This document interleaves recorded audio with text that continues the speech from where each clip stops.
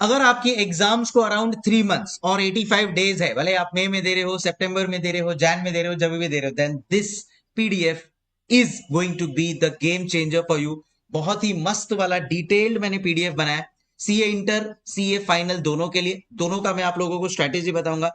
ये रहा वो पीडीएफ, स्पेसिफिकली मई 26 के लिए बोल सकता हूं मैं, बिकॉज आज है 6 फरवरी, और 6 फरवरी से अगर आप इसको प्रिंट ले लो आज एंड इसको फॉलो करोगे, then in that case you will be able to easily clear single groups और both groups as the case में भी। दोनों का मैंने डे वाइज शेड्यूल बनाया, एक एक चीज, क्या बुक्स, क्या स्ट्रैटेजी होना चाहिए, सबके बारे में अभी मैं डिस्कस करने वाला हूं।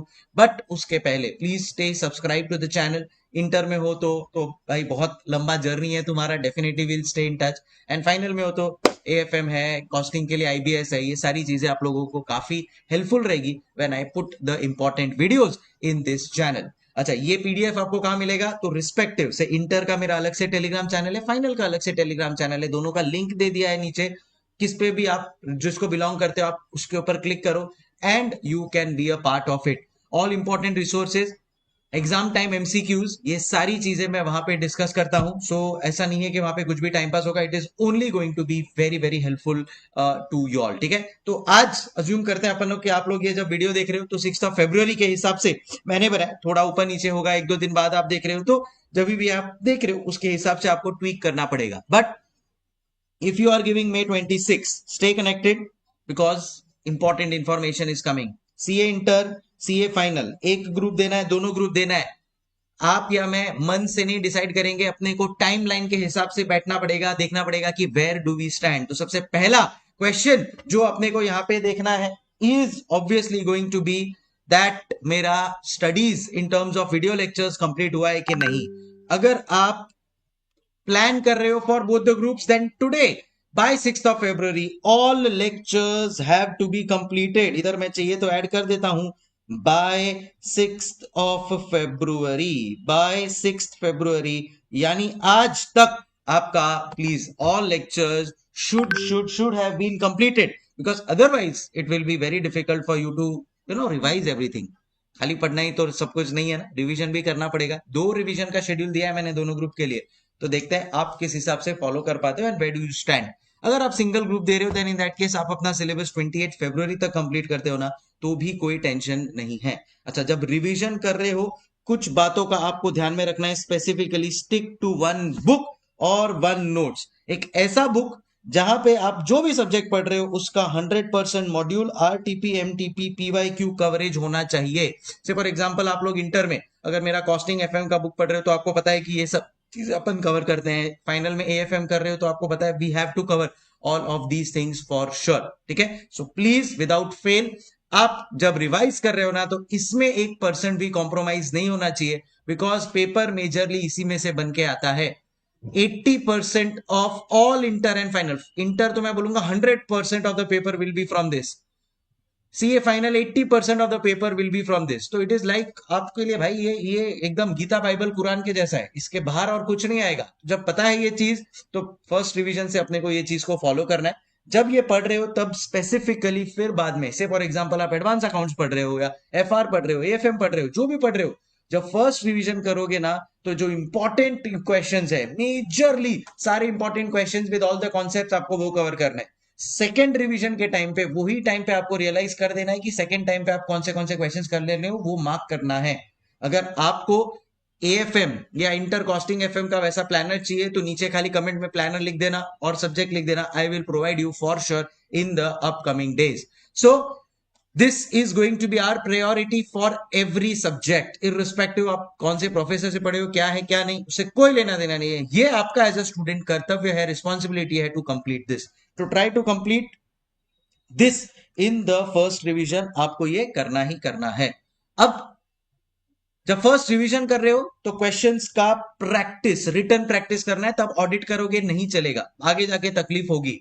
प्रेजेंटेशन स्किल्स तभी आपको लिस्ट डाउन कर देना है। कई बार स्टूडेंट को एक डाउट जाता है कि सर प्रेजेंटेशन मेरे को नहीं जम रहा है ऑल ऑफ दैट, तो वो जब फर्स्ट रिवीजन कर रहे हो ना तब नोट कर लो। देखो बहुत ज्यादा प्रेजेंटेशन मैटर नहीं करता है, बट हाँ आप लोगों को एक आइडिया होना चाहिए how does it work. Writing speed after every exam, inter और फाइनल वालों से बात होती है, वही बोलते हैं सर 80 मार्क्स ही अटेम्प्ट हुआ, सर आता था फिर नहीं कर पाए। क्यों? क्योंकि आपने यहाँ पे क्वेश्चंस प्रैक्टिस नहीं की, जिसकी वजह से आपकी राइटिंग स्पीड नहीं बढ़ी, राइट। और लास्ट डे रिवीजन जो 1.5 डेज में आप क्या करने वाले हो ना पब्लिक, वो आज आपके पास रेडी होना चाहिए। तो फर्स्ट सेकंड रिवीजन में वो क्वेश्चंस को फिगर आउट करते जाओ जो आपके लिए गेम चेंजर होंगे, जो आपके लिए मोस्ट इंपॉर्टेंट बनेंगे वो 1.5 डेज एग्जाम टाइम पे।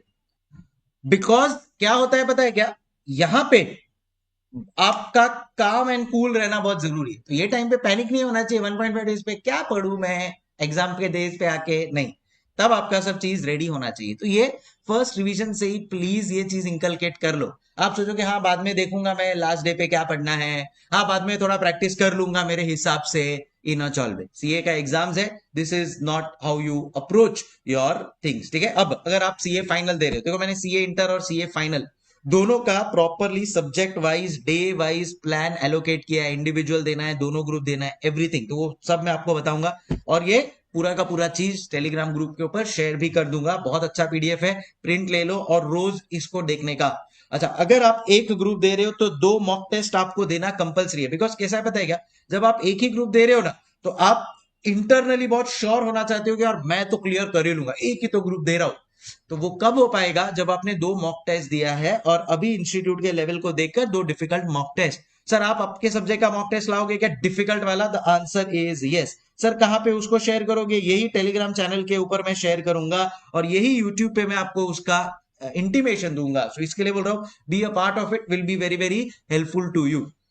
अगर दोनों ग्रुप दे रहे हो तो आपके पास टाइम कम है, तो एटलीस्ट एक डिफिकल्ट मॉक टेस्ट तो दे ही देना। मैं दोनों 2 मॉक टेस्ट दूंगा आपको मेरे सब्जेक्ट्स का, बट आपको उसमें से अगर एक ही देना है तो आप फर्स्ट वाला देना ही देना, if you are giving both groups, ठीक है, compulsory.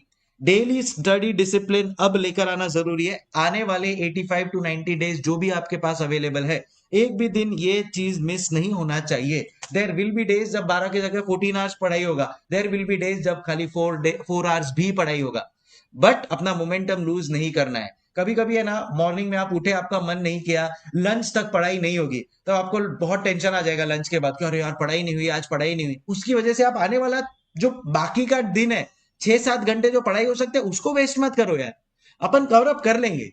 But first half waste हो गया, इसके लिए आप सोचोगे कि यार मेरा सेकंड हाफ भी अब मैं नहीं पढ़ पाऊंगा, मैं पैनिक हो गया, टेंशन हो गया, what sense is it making. या कभी कभी सेकंड हाफ आपका वेस्ट चले जाएगा, कोई बात नहीं, नेक्स्ट डे इतना अच्छी तरह से उसको स्टार्ट करो अपना डे को कि वो कवर अप हो जाए, ठीक है। You have to keep moving, you have to keep moving ahead, otherwise यहां से आप टूट जाओगे ना तो कोई मतलब नहीं है, ठीक है।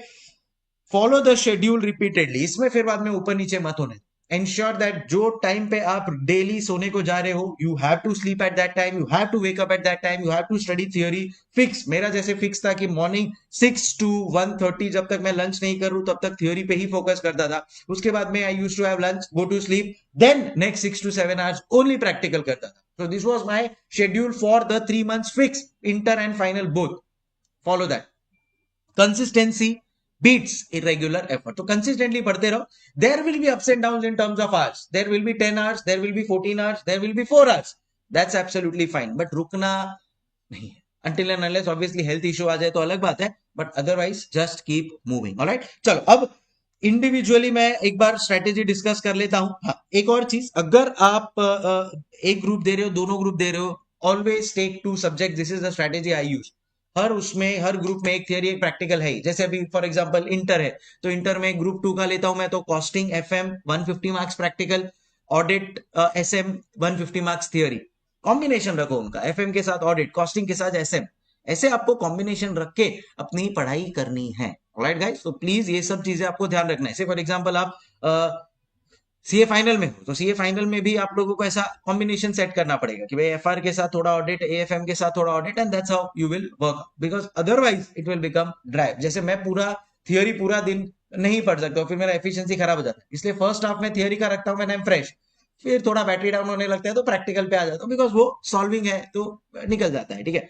थियोरी में भी writing practice compulsory. Right the keywords in audit, law में सेक्शंस प्रोविजन जितना लिखोगे उतना अच्छी तरह से याद रहेगा। थोड़ा सा टाइम एक्स्ट्रा लगेगा, बट इसका डिविडेंड आपको, बेनिफिट आपको आपके एग्जाम के दिन पे रियलाइज होगा। ठीक है, so this balance will help maintain focus and efficiency. So please इसको भी आप फॉलो करना and that will be useful. अब इंडिविजुअली ग्रुप का प्लान है, ये आपको खाली देख लेना एक बार and you will get it. So say for example अगर आप यहाँ पे देखते हो सब्जेक्ट वाइज प्लान, तो सब्जेक्ट वाइज प्लान में आता है FR AFM ऑडिट, ये है अपना ग्रुप 1। और अगर आप खाली ग्रुप 1 दे रहे हो तो फर्स्ट रिवीजन R1 R2 आप ऐसा लिख लो ना आपके लिए, उसमें जब आप प्रिंट ले लोगे तो R1 के लिए आपको लगना चाहिए 12 डेज, R2 के लिए लगना चाहिए 10 days, then comes 9 plus 7 and then comes 8 plus 6, so approximately 12 plus 8 20 to 29 days मेरे को लगना चाहिए फर्स्ट रिवीजन के लिए, एंड अराउंड 23 डेज मेरे को लगेगा मेरे सेकंड रिवीजन के लिए if I am giving only single group.